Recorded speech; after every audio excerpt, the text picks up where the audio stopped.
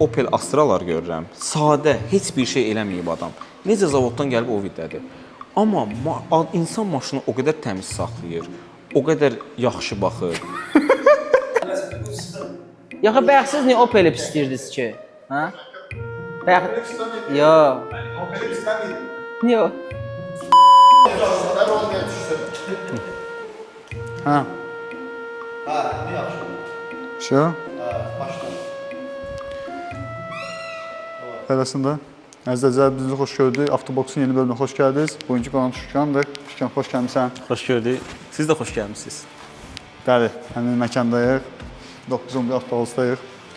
Şükran, necəsən, nətərsən? Sağ ol, çox sağ ol. Sən yaxşı olsan. Çox sağ ol. Təşəkkür edirəm, mən təşəkkür edirəm. Başlayaq suallarımıza. Başlayaq. Şükran kimdir və nə ilə tanınır? Şükran, mən 10 ildir professional avtomobil sahəsində olsam da, özümü avtomobil həvəskarı deyərdim. Yəni, mən avtomobilləri sevirəm, bu işi sevirəm. Ona görə gəldim bu yerə, çıxdım. Yalnız avtomobil həvəskarı. Bəs ilk avtomobil nə olub? İlk avtomobilim elə hal-hazırda burada qonağımızdır, BMW Y34 olub. Niyə görə 34? Yəni 36 ola bilərdi, 39 ola bilərdi, Y30 ola bilərdi. Niyə Y34 seçim elədin? 34-ü ona görə seçdim ki, o vaxtlar yəqin ki, hər birimiz xatırlayırıq. Tevzadzenin məşhur vaxtları idi. Onun videolarına hamımız baxırdıq. Və 34 o vaxtlar bu qədər sevilmirdi. Yəni, bayaq dediyiniz kimi 36-lar çox yığılırdı, 30-ların hələ təzə vaxtı idi, 46-lar artıq populyar idi, amma 34-lər az idi. Və bu səbəbdən seçim 34 oldu. Gördüyümüz kimi arxada G30 da var, yəni M5-ə yığmısan. Onun bir qısa hekayəsini danışa bilərsiniz, yəni olmasa. Qısa hekayəsi, bu M5 KS versiyaya yığmışdıq vaxtilə bu maşını. KS versiya ilk çıxanda mənim telefonumun ekranında onun şəkli var idi. Yəni, çox bəyənmişdim maşının dizaynı. Ümumiyyətlə, mənim üçün yuxularımın maşını kimi bir şeydir. Xəyalların arası. Xəyallarım idi də, belə deyək. Yəni, mən bunu o qədər ürəkdən istəyirdim və çalışırdım ki, yəni, mən belə deyim də, bir ayın içərisində gördüm ki, artıq mənim G30-um var. Və mən G30-u bu rəng seçməmişdim, təsəvvür etməmişdim və artıq gördüm, var və G30-un KS versiyada olan rəngdədir.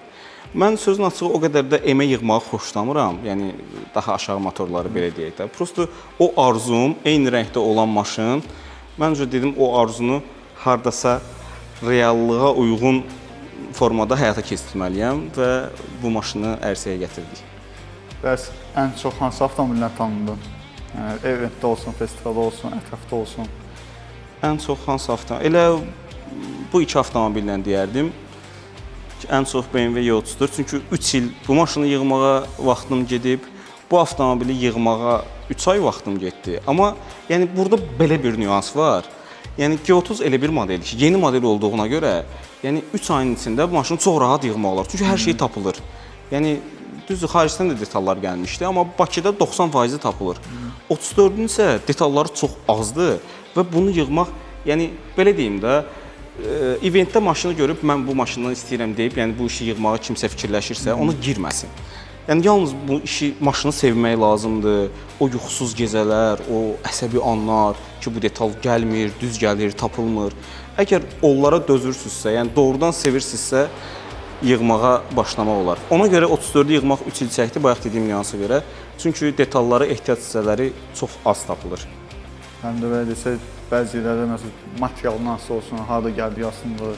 Bəli, və gözləyirsiniz, təsəvvür eləyin ki, 2 ayda detal gözləyirsiniz, gələn detal buna oturmur. Bufer orijinal buferdir, buferin kantını gözləyirsiniz. Kant Tayvan bufer üçün olan kant. Tayvan buferləri oturur, orijinal buferləri oturmur. Belə nüanslarla çox qarşılaşırdıq və artıq onu ikinci dəfə 2 ay gözləməmək üçün biz onu özümüz oturub ölçürdük, biçirdik, uyğunlaşdırırdıq. Necə eləsək qəşəng görsənlər, necə eləsək uyğun olar. Yəni belə əziyyətli işlərlə gətirib maşını da ərsəyə gətirmişdik və onu da deyim ki, bu maşın artıq 2 ildir məndə deyil. Mən yəqin ki, arada olacaq, görəcəklər, əvvəlki vəziyyət ki, mən hansı vəziyyətdən başlamışdım. Yəni, belə deyim, mən bu maşını alanda buna müəllim maşını deyirdim. Çünki 15-lik disklər, sadə rəng, sadə komplektasiyadaydı və müəllim maşınından bu vəziyyətə gəldi çıxdı. Bəs özünüz ən çox nə işlə məşğul olsunuz? Yəni maşın sferasına qarşı nə işlə məşğulsunuz? Mən belə deyim də, hobimi işə çevirmişəm. İşim avtomobillərlə bağlıdır. Yəqin ki, məlumatı olanlar var. Bu gördüyünüz yer, buranı işlədirəm. Yəni belə hobimi işə çevirmişəm və bundan xoşbəxtəm. Bəs nəyə görə 911 avtohouse? Avtohouse başa düşürəm, amma niyə görə 911? Nəyə görə 911? Həm burada görsənir 911 maşının nömrəsində. Aha. 911 mənim belə deyək də, o xəyallarımın pik nöqtəsidir, Porsche 911. Və bu həm numeroloji baxımdan da rəqəm olaraq 9 sonu bir başlanğıcları təmsil edir. Yəni bir son iki başlanğıca gətirir. Həm 911, yəni bütün avtomobil sevərlər bunu təsdiqləyər ki, yəni avtomobillər içərisində qızıl nöqtədir. Yəni bir maşında aerodinamika necə olmalıdır? Sual verirsə 911-də necədirsə elə olmalıdır. Bir maşında idarə etmə necə olmalıdır? 911-də necədirsə elə olmalıdır. Yəni o səbəbdən mən də işimi çalışıram 911-in xarakteristikasına uyğun görüm. Əla, möhtəşəm. Bəs avtomobillərlə bağlı ən maraqlı hadisə nə olub? Avtomobillərlə bağlı ən maraqlı hadisə konkret hadisə deyə bilmərəm, amma bəzi nüanslar var ki, nələrlə qarşılaşmışam. Misal üçün avtomobili yığırıq, ərsəyə gətiririk, çox əziyyət çəkirik. Bura həm maddi vəsait gedir, həm vaxt gedir. Yəni vaxtın heç bir maddi qarşılığı yoxdur. Elə bir nüans olur ki, gəlir misal üçün yenidən problem çıxardır. Adam уже burada olub da hamımızın ağlına gəlib ki, yox, bu problemi düzəldim, maşını satacağam. Amma o problemi düzəldəndən sonra o ki yola çıxırsınız, 15 dəqiqədən sonra adam yəni bir dənə dayanır fikirləşir ki, halal xoşu. Nə xərcləmişəm, nə vaxtım gedibsə halal xoşu. İkinci nüans avtomobillərlə bağlı onu deyə bilərəm ki, indi biz belə deyim də, aşağı-yuxarı elə bir vəziyyətdəyik ki, eyni vaxtda 2-3 proyekt maşın saxlaya bilmirik. Yəni ona həm vaxtımız, həm ona kifayət qədər büdcə ayırmaq lazımdır. Biz bir maşın yığırıq, məsəl üçün artıq etməyə bir şey qalmayıb, yenilik eləmək üçün o maşında hər şeyi qutarıb yeni proyektə keçirik. Və yeni proyektə keçmək üçün maşını satmalıyıq. Bəzən elə olur ki, bir neçə müddətdən sonra o əziyyətlə yığdığın, yəni ona uzun vaxtlarını, maddiyyatını xərclədiyin maşını artıq sən baxdığın vəziyyət sağollaşırsan və o sağollaşmadan bir neçə müddət keçəndən sonra onu sənin baxdığın vəziyyətdə olmadığını görürsən. Ayda. Yəni bu deyərdim ki, yəni bir avtomobilist üçün ən belə üzücü anlardan biridir ki, yəni əziyyət qoyduğun, vaxt xərclədiyin bir maşın 10 ayda görmürsən, 10 aydan sonra sən qıymadığın maşını kimsə gəlir qıyır. Bəli. Mən bayaq qayıdaq o məsələyə, avtomobil həvəskarı nəyə görə dedim? Məsələn, mən oturub qaz verən, necə deyim, el arasında eşidirən adama avtomobil həvəskarı demirəm. Yəni əsl avtomobil həvəskarı maşına qayğı ilə yanaşıb, yəni onu belə deyək də, burnout eləməkdən aldığı zövqdən daha çox zövqü, yəni maşına əyləşib belə baxanda, onu izləyəndə, misal üçün maşını izləyə-izləyə kofe içəndə aldığı zövq daha böyük olur. Yəni ona görə belə deyim, maşının yenə el arasında ətin yeyən adam başqadır, avtomobil həvəskarı bu tam başqa anlayışdır. El arasında BMW Mercedes söhbət olur. Niyə görə BMW? Yəni bu seçim hardan gəldisə, yəni BMW həvəsi hardan yarandı? Düz indi vurğuladınız, Tevzadədən baxdınız, ilhamladınız, 34 aldınız. Yəni nəyə görə ondan sonra Mercedes almalar yaxud Audi almalısınız? Nəyə görə BMW? Mən fikirləşirəm ki, elə bir yaş dövründəyik ki, hələ ki bizim tələblərimiz, mənim şəxsi tələblərimə, maşından istədiklərimə BMW cavab verir. Yəni və mən buna inanıram ki, hər bir insanın xasiyyəti olduğu kimi hər bir avtomobilin də xasiyyəti var. Məsəl üçün sən BMW-nin tələb elədiyi şeyləri istəyirsən, amma gedib Toyota alırsan, o sənin tələblərinə cavab verməyəcək. Necə ki insanların xasiyyəti var, avtomobillərin də o cür xasiyyəti var və mən fikirləşirəm ki, mən bugünkü xasiyyətimə və bugünkü tələblərimə BMW cavab verir. Bəlkə ola bilər nə vaxtsa müəyyən bir yaşı keçərəm, artıq saqqalım ağarar, mən olar başqa bir gözləntilərim olar maşından. Mercedes-ə təbii keçə bilərəm, Mercedes-in də bəyəndiyim modelləri var. Amma Mercedes-im olmayıb, arada Audi A5-im olub. O da nəyə görə? Yəni drive hissi deyərdim ki, BMW-yə ən yaxın olan maşınlardan biri Audi-dir. Təbii ki, Porsche bayaq danışdığımız kimi Porsche-ni qatmırıq bu söhbətə, Porsche təbii ki. Amma Audi drive hissi ən yaxın olanlardan biri Audi-dir. Orada da bir avtomobil görürük. Yəqin ki, sizin gündəlik istifadə Bəli, o hazır gündəlik avtomobilimdir. BMW Y90. Y90 kuzovu mən sevirəm. Mənim 3-cü 90-ımdır.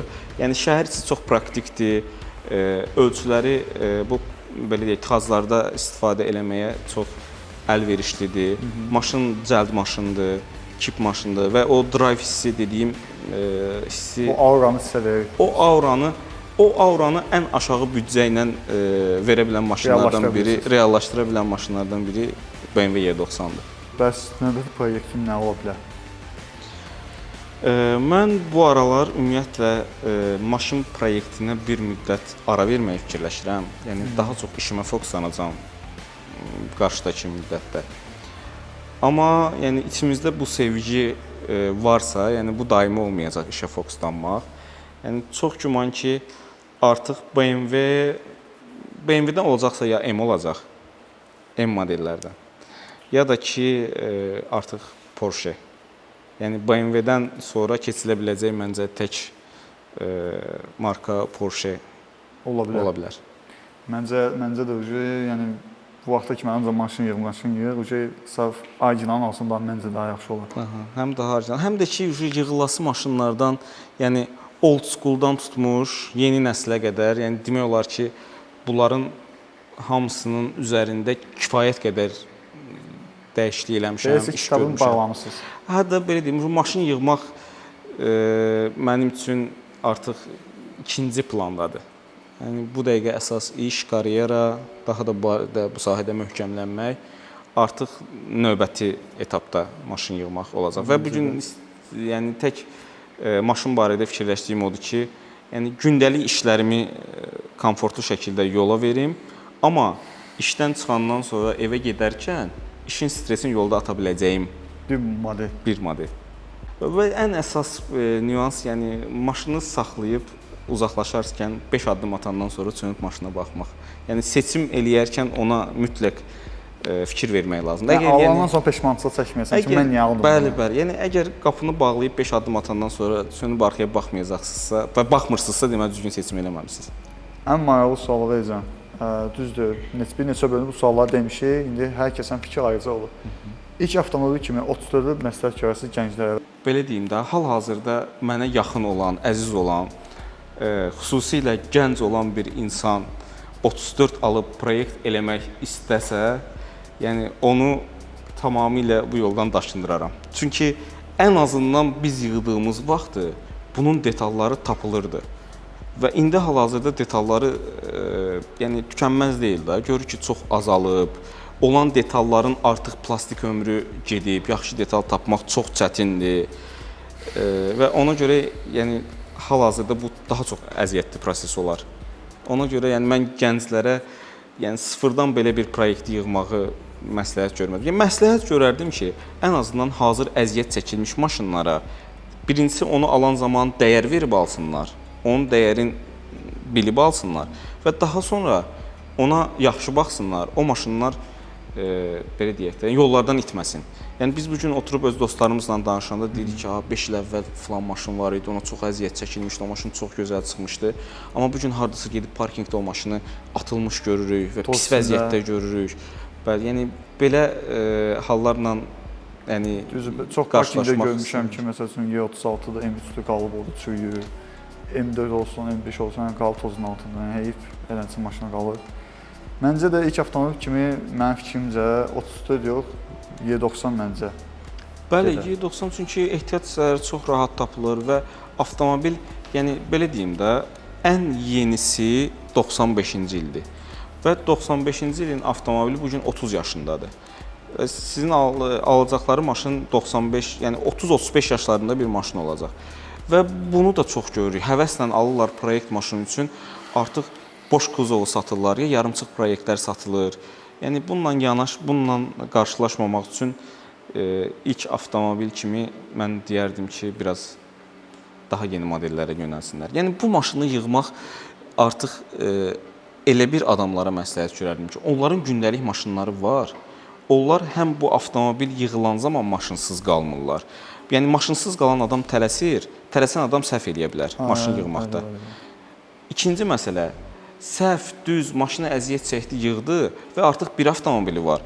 O hər gün həmin əziyyət çəkilmiş avtomobili istifadə eləyir və bir növ onun əziyyətinə yenə heyf olur. Yəni belə proyekt yığan insanların mütləq ikinci avtomobili olsun və artıq o maddi gücə özlərin hiss etdikləri zaman yığsınlar. Yəni mən bu avtomobili yığan zaman həm oxuyurdum, həm işləyirdim. Bu avtomobili yığmaq mənim 3 ilimi aldı. Yəni ilk zamanlar olduğuna görə 3 ilimi aldı və 3 ilim nəyə görə aldı? Bayaq dediyim məsələlərə görə. Mən bu avtomobili həm istifadə edirdim, həm yığırdım. İstifadə etdikcə aldığım detal belə bəzən qırılırdı. Ona görə belə bir halla qarşılaşmamaq üçün həmin nüanslara diqqət eləsinlər. Yəni nə xəbərdarlıq etsin, alanda bir də fikirləşin. Yəni alanda bir də fikirləşin. Dediyim kimi, ya hazır avtomobil alın və o aldığınız avtomobilin dəyərini bilin. O avtomobili aldıqdan sonra mütləq gündəlik istifadəyə avtomobiliniz olsun sizin. Yəni siz əziyyət çəkməsəz belə, əziyyət çəkilmiş bir iş gündəlik istifadə olunan zaman heyf ola bilər. Gücü zəifliyi, günün tökülür və elə proseslər olur. Həm o, həm də ki, yəni nəzərə alın ki, bu gün Bakıda belə deyim sizə, nağd qiymətə iPhone almaq daha çətindir, amma gedib 0 kilometr avtomobil almaq daha asandır. Və bu ona gətirib çıxardır ki, artıq təcrübəsi olan, olmayan hamı avtomobil alır. Bu həm təcrübəsi sürücülərin çox olmağı, həm də ümumi avtomobil sıxlığının artmağı deməkdir. Yəni belə deyim də, gəlib kimsə Allah uzaq eləsin, mənim maşınımın krılosunu əzə bilər. O fikirləşəcək ki, öz avtomobillə götürəcək ki, alacağı 100 manat xərci var da. Amma başa düşmür ki, bu avtomobilin krılosu artıq düzəlməyəcək. Dəyişməlidir. Yəni çünki dəmirin müəyyən bir ömrü var. Deformasiya olsa dəyişməlidir. Və o dəyişmək artıq o krılo tapılmır. O krılo üçün belə deyim də, hətta qonşu ölkələrə çıxmaq lazımdır. Bu vaxtdır, əziyyətdir və artıq puldur. Yəni onu siz sürən adam bilir. Onu kənardakı digər yol hərəkət iştirakçıları bilmir. Ona görə mütləq ikinci avtomobil probka tıxacda çıxartmasınlar, deyərdim sizə pis hava şəraitində çıxartmasınlar. Yəni belə desək, ayda bir 6 baza desək Lord ildə çıxsın, yəni şəhər qoqarasını gəlsin və yaxud da eventdən eventə. Eventdən eventə, gecələr, yolun boş vaxtı. Yəni bu həm avtomobil üçün də daha yaxşıdır, həm həmin insan həmin avtomobili daha uzun müddət özündə saxlaya bilər ideal vəziyyətdə. Bəli. Günümüzdə belə avtomobillərə görə həvəsi düşürük, amma bir tərəfdən də elektrik avtomobillər çoxalıb paytaxtda. Yəni bir gəncə elektrik avtomobili məsləhət görərsən, yoxsa 34 olsun, 36 hər hansı benzinlə işləyən avtomobil məsləhət görərsən? Hansı səncə? Belə deyim də, bu artıq gənclərin fikri nəyə görə məncə necə formalaşır? Məsəl üçün biz gözümüzü açanda necə deyim, 5 mərtəbə 07-lər, mexanika maşınlar, onlarla belə deyək, bu sahəyə maraq yaranıb bizdə. Və həmin şəxslər də bugün kifayət qədər tanınmış insanlardır, Elvin olsun, Hamlet olsun. Yəni bunlar da o vaxtı həmin o Vaz 2107 deyək də, onlar istifadə edən insanlar bu günə demək olar ki, onların 90% BMW istifadə edir. Yəni o günün tələbi 07 idi, bu günün tələbi BMW, həmin düşüncədə olan insanların. Amma bu gün artıq sürücülük vəsiqəsinə yaşı çatan insanlar, 18 yaşı olan insan bu gün neçə təvəllüd olur? 5, 13, 2007. 2007. 2006-2007. 2007 təvəllüdlü insan bu gün artıq sürücülük vəsiqəsi ala bilir. Yəni onun təfəkkürünün formalaşdığı vaxtlarda artıq bu hibrid avtomobillərin səhnəyə çıxış vaxtı idi və onlar artıq fikirləri formalaşanda, yəni bizim belə deyək, 07-lərə həvəsimiz olan vaxtı onlar artıq belə deyim, Teslalar gündəmdə çıxdı. Yəni onların düşüncə fərqi o zamana, mühitə görə fərqlidir. Məsələn, biz bu gün nə qədər də desək ki, yox qardaş, daxili yanma mühərrikləri daha etibarlıdır. Onlar daha insana zövq verir. Onlar bizə başqa nüanslar gətirəcək ki, yox, məsələn, ətrafı çirkləndirməkdir, enerji sərfiyatıdır. Onlara görə daha üstündür. Yəni ona görə belə deyərdim ki, avtomobil seçimin yenə öz ehtiyaclarına uyğun tərzdə formalaşdırsınlar. Əgər yəni belə deyim, bizim məsləhətimizə uyğun gedib sevmədiyi daxili yanma mühərriki, benzinlə olan maşın alıb sonra peşman olmaqdansa öz dünya görüşlərinə, öz istəklərinə, öz tələblərinə cavab verən avtomobillərdən alsalar daha yaxşı olur. Yəni biz bunun qarşısını ala bilməliyik. Biz nə qədər də desək ki, biz bunları Sizin sevirik. deməkdir. Yəni sizdən söyləmə, onlardan eşitmək. Mən demək deyənə, yəni mən özüm hələ ki elektrikli mühərriklərə yəni isti baxa bilmirəm.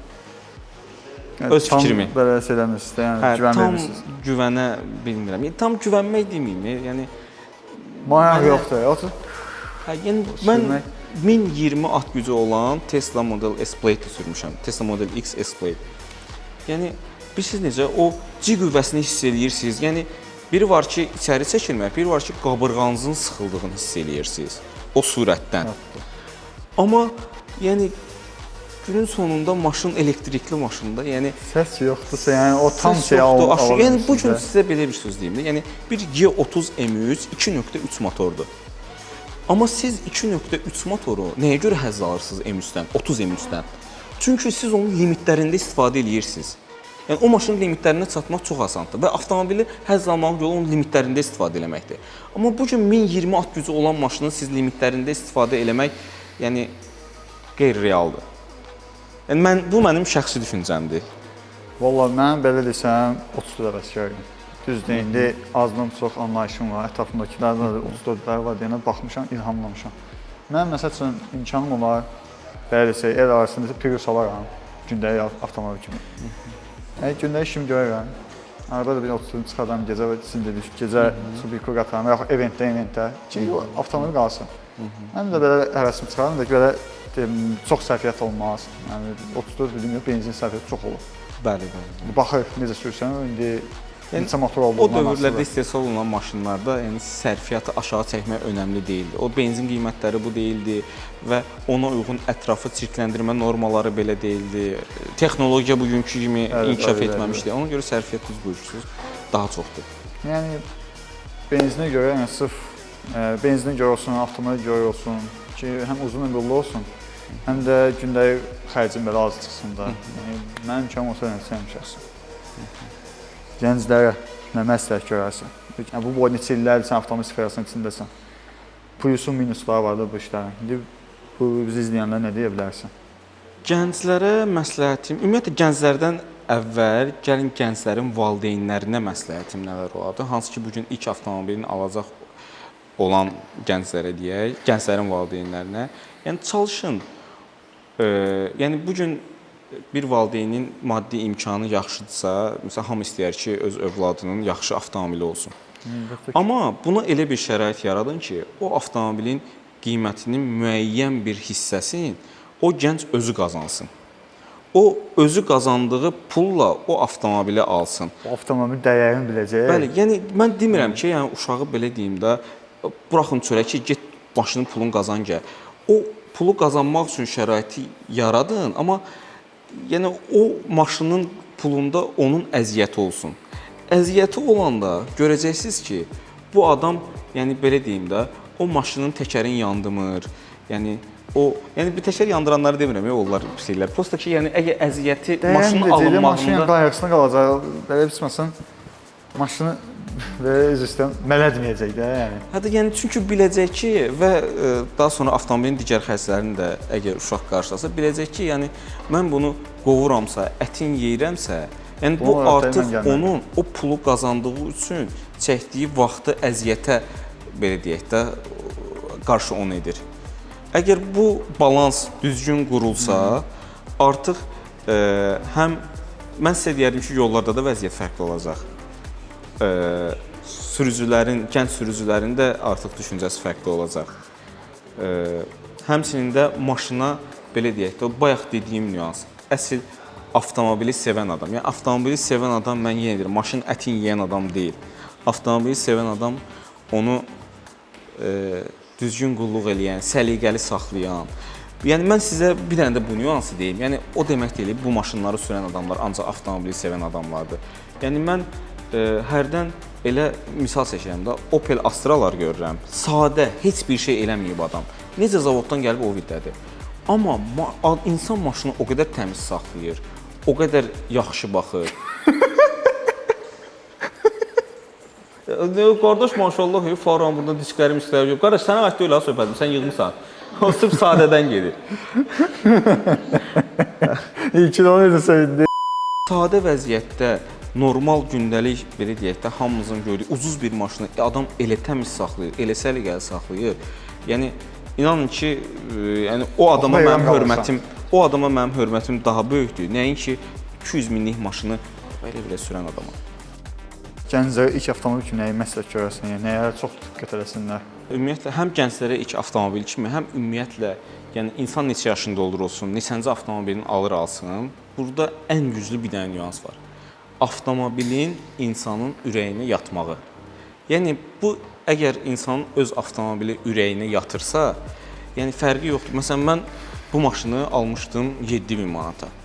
Düzdür, üstünə qiymətinin 2 qatı əlavə pul qoymuşdum. Amma yenə də belə baxanda 7000 manata aldığım avtomobil idi. Amma bu maşın o qədər ürəyimə yatırdı ki, mən yolda 200 min dollarlıq maşın, 200 min dollarlıq BMW-ni belə görəndə, yəni demirdim ki, mən kaş o maşını sürərdim. Mən öz maşınımdan çox razıydım. Maşının ürəyimə yatırdı. Yəni fərqi yoxdur ya. Bu yəni ili çox aşağı olan Vaz da ola bilər, Lada da ola bilər. Yəni başqa ucuz markalar da ola bilər. Heç bir fərqi yoxdur. Əgər insanın avtomobil ürəyinə yatırsa, bu ona həm düzgün baxacaq, qulluq eləyəcək, təmiz saxlayacaq və səliqəli istifadə eləyəcək. Yəni həm özünə, həm də kənarda ətrafdakılara çox xoş gələcək. Belə desən, günümüzdə eventlər çox keçirilir, çoxlu tədbirlər olur. Tədbirdə bəyəndiyiniz və bəyənmədiyiniz hadisələr nələrdir? Mən ümumiyyətlə belə deyim də, 12 il əvvəldən hələ klub anlayışları, event anlayışları yeni yaranırdı. O momentlərdən, bu proseslərin içində olmuşam. İlk eventlər, tədbirlər, festivallar, onların təşkilatçılığında iştirak eləmişəm. Amma bir müddətdən sonra gördüm ki, burada artıq müəyyən qədər həvəs yox, maddi maraqlar üzərində qurulan proseslər gedir. Mən o nüansı görəndən sonra bu belə deyək də, bu işlərdən çəkildim və ümumiyyətlə klublara qarışmırdım, festivallar filan, eventlər, bunlardan uzaqlaşdım. Amma bugünkü gün görürəm ki, artıq bu sahədə irəliləyişlər var. Yəni artıq maddi maraqlar olsa belə, təbii ki, amma bu gün görürəm ki, tədbirlərdə yenə maddi nüanslar olsa belə, artıq təşkilatçılarda avtomobil sevgisi, avtomobil mədəniyyəti üzərində bütün bu proseslər getməyə başlayıb və bu sevindirici haldır. Müəyyən qədər bəzi nüanslar olur və inanıram ki, bu da çox yaxın tarixdə aradan qalxacaq hamısı və son tədbirləri doğrudan mən də bəyənirəm. İnşallah daha da yaxşı qısa müddətdə olacağına inanıram. Və bunun daha da yaxşı, həm tədbirlərin daha yaxşı olmağı üçün, həm avtomobil mədəniyyətinin formalaşması üçün, həm belə deyək, gənclərin enerjilərini atmaq üçün biz trek tələb edirik. Bu trek, düzgün trek olandan sonra həm tədbirlər də daha maraqlı keçəcək, həm yolda avtoxuliqanlar azalacaq. Çünki yəni bu gənclərin içində bir enerji var. Bu enerjini atmaq lazımdır. Yəni biz razıyıq ki, bunu atmaq üçün, yəni belə deyək də, bu biraz deməyim düzgün deyil, amma yəni müəyyən qədər o cəriməni, büdcəni gözə alıb bunu eləyiriksə, yəni o eventə, o trenkə ondan düşünürəm ki, qat-qat aşağı məbləğ olacaq. Yəni dəfələrlə o trekdə iştirak eləməyi biz daha üstün tutardıq və hətta mən çox istəyərdim ki, bu trek Qarabağda olsun. Və o dağlı yollar, o mənzərələr, yəni biz o Fast and Furious kinosuna baxanda keçirdiyimiz hissləri Qafqazda var, Azərbaycan. Biz onu real yaşayaq. Bu həm oranın turizm üçün də çox gözəl olacaq. Mən bu gün ən az bu dəqiqə 10 nəfərə yığa bilərəm ki, tutaq ki, Laçında bir dənə trek var.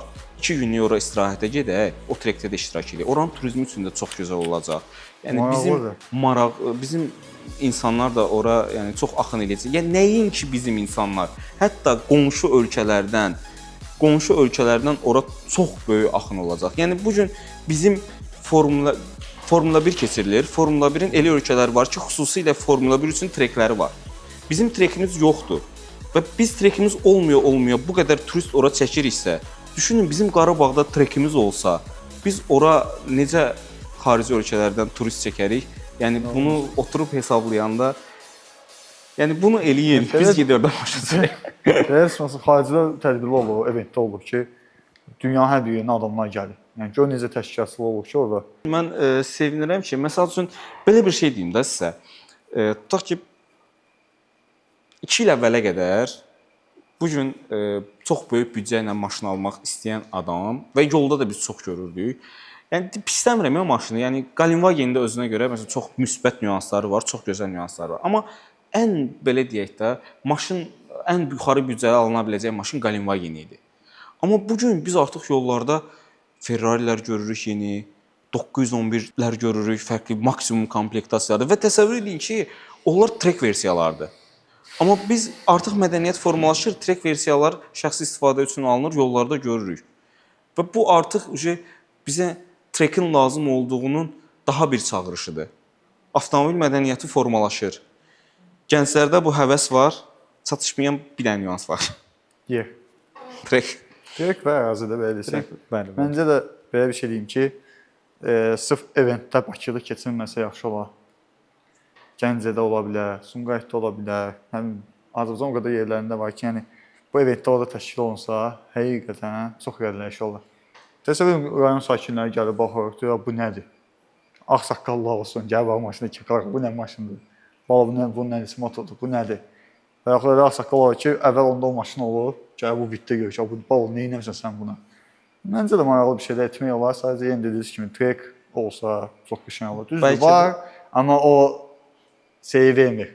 Nətər deyim? Çox üzr istəyirəm. Bayaq dedinizsə, bəlkə ağsaqqal gəlib maraqlanacaq. Mən elə hadisələrlə çox qarşılaşmışam. Məsələn, adamın bu gün 60 yaşı var, 60-70 yaşı var. Adamın gənclik arzusu olub, tutaq ki, belə bir maşın istifadə və ya motosikl almaq. O gənclikdə onu bəlkə müəyyən işlərinə görə başı işə qarışıb filan edə bilməyib və bu gün 70 yaşında ona belə həvəslə baxır ki, mən vaxtında bu modellə maraqlanırdım, vaxtında bunu istəyirdim və bu gün onu canlı görür, yaxınlaşır, söhbət eləyir, suallar verir. Olub etmən, yaxınlaşır, söhbət eləyən olur. Bəli, çox. Mən bu avtomobilin ümumiyyətlə 2006-cı ildə Azərbaycana gəlib və bu gün gətirən adam zaten maşını gətirəndə orta yaşda olub. Bu gün artıq ağsaqqal bir insandır. Yəni onunla da söhbət eləmişəm. Mən də bunun sizə də göndərərəm. Almaniyadakı şəklinə qədər var, Azərbaycanın yeni gələndəki şəkilləri var. Bugünkü bölümümüzə sonuna gələk. Əlavə bir ürək sözlərim var. Məncə ürək sözlərimin hamısını ara-ara danışığımızda istifadə elədik. Hansı ki, gənclərə məsləhət olsun, yollardakı vəziyyət olsun, gənclərin istəkləri olsun, tələbləri olsun. Hamısını ara-ara danışdıq. Sizə təşəkkür edirəm ki, məni dəvət elədiniz. Yalnız gəldiniz. Çox xoş oldu. Gəldiniz yox, daha doğrusu biz gəldik. Xoş gəldiniz. Gördüyünüz kimi bu məkanda daha çox da çəkişlərimiz olacaq dostlar. Yəni 9-10 və Şükana çox təşəkkürümüzü bilirik. Çox sağ olun. Sahibidir. Daha tez görəcəksiniz. Şükran, çox sağ ol abi. Təşəkkür edirəm. Gəlin göstərək. Sağ olun, salamat qalın. Əziz Avtobox izləyiciləri, bir də sizə onu deyə bilərəm ki, ətrafımızda dost tanışlarımız çoxdur, ətrafımız genişdir şükürlər. Yəni o ətrafın belə deyək, bizə verdiyi dəstəyə görə hər bir tərəfdə də, yəni istər sosial olsun, istər belə mənəvi minnətdarlığımı bildirirəm. Təşəkkür edirəm hamısına ayrı-ayrılıqda. Yəni biz bu layihəni yaratmamızda, çıxarmamızda məqsəd budur ki, yəni avtomobil mədəniyyətinin üstə bir qolu deyərdik, biz də ona dəstək olmağa çalışırıq. Bugünkü də şəhərdə çox yığılan maşınlar var, çox proyekt maşınlar var, çox yeni layihədə olan maşınlar var ki, hansı ki, yəni bunlara çəkib işıqlandırmaq həm avtomobilin özünü olsun, həm də sahibini. Gələcək işlərlə nə işlə məşğul olacaq, keçmişdə nə işlə məşğul olubdur, hansı avtomobillər yəni yığıb, məsələn, efirə ortalığa çıxardıbdır. Yəni bu şeyləri biz işıqlandırırıq. Biz başqa bir işlərlə məşğul olmuruq, başqa necə deyərlər, ən azından şablon bir şeylərlə məşğul olmuruq da. Yəni bunu sizə nəzərdə çatdırım ki, şablon hansısa bir məsələyə yəni toxunmuruq. Fərqli bir şeylər, yəni fərqli bir şey çəkirik. Çalışırıq ki, Məsəl üçün sizin zehninizdə, fikrinizdə olan sualları belə deyək, onların ünvanına səsləndirək. Onlara cavab alaq. Siz də məsəl üçün bu cavabları ya sizə qane eləsin. Yəni biləsiniz ki, məsələn nədir? Adicə məsəl üçün hansısa bir internetdə bir maşın paylaşılır. Çox adam yazır ki, bunun at gücü nədir? Bu harda yığılıb, bunun rəngi harda vurulub, filan şey necə olub, o bir necə olubdur. Biz bunları işıqlandırırıq çəkib. Həm də çox avtomobil həvəskarları var ki, hansısa bir eventlər olsun, hansısa bir layihələr olsun, bunlar şikayəti var, ya çox tərəfləmək istəyir. Yəni bu şeylər var ki, hansı ki, biz bunu belə deyək, cəmiyyətə çatdırmaq üçün yəni biz buradayıq. Yenə deyirəm, hamınıza təşəkkür bildirirəm, minnətdaram dəstəyinizə görə. İnşallah daha yəni yeni qonaqlarla, daha üstün deyək kadrlarla qarşınızda olacağıq. Yəni günü-gündən hər şey yaxşıya doğru gedir. Amma yenə deyirəm, ən əsası sizin dəstəyinizlə yəni bu daha da yaxşı olacaq. Öpürəm hamınızı, minnətdaram.